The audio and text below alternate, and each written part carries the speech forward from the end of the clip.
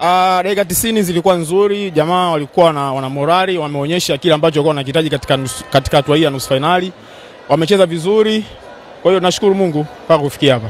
Tumeconcede goal moja Msheri. Niambie, kipa unapoconcede goal bila shaka kutakuwa na clean sheet inakuwa imeondoka. Ulifanya vipi kuhakikisha unarudi mchezoni na kuhakikisha kwamba hatufungwi tena goal lingine bali tunaendeleza mashambulizi? Nadhani makosa yalishatokea, haina haja tena kuja kulalamika kwa sababu ukiendelea kulalamika utapoteza timing ya mechi kwa sababu bado inaendelea. Kwa hiyo nimetuliza akili, game imeisha, mwisho wa siku tuenda katika mikwaju ya penalti na kufuzu. Kwanza niwapongeze Zimamoto, ni timu nzuri, ni timu ambayo inaonekana imejipanga kweli kweli kushiriki mashindano haya.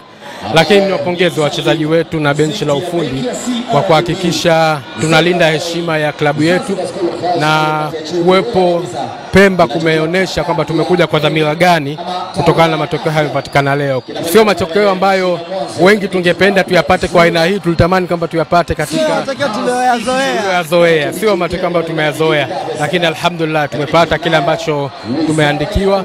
Wananchi wamefurahi wa Pemba, naamini finali wananchi wa Pemba, Unguja hapa na Tanga kwa boti ni dakika 90 watakuja kwa wingi, lakini watakaotoka upande wa Dar es Salaam na mikoa karibu watafika kwa wingi kwenye uwanja huu, uwanja mzuri, uwanja mkubwa, uwanja wa kisasa kabisa ambao tunaona Serikali ya Mapinduzi ya Zanzibar chini ya Dr. Hussein Ali Mwinyi imewekeza fedha nyingi katika kuboresha uwanja hii.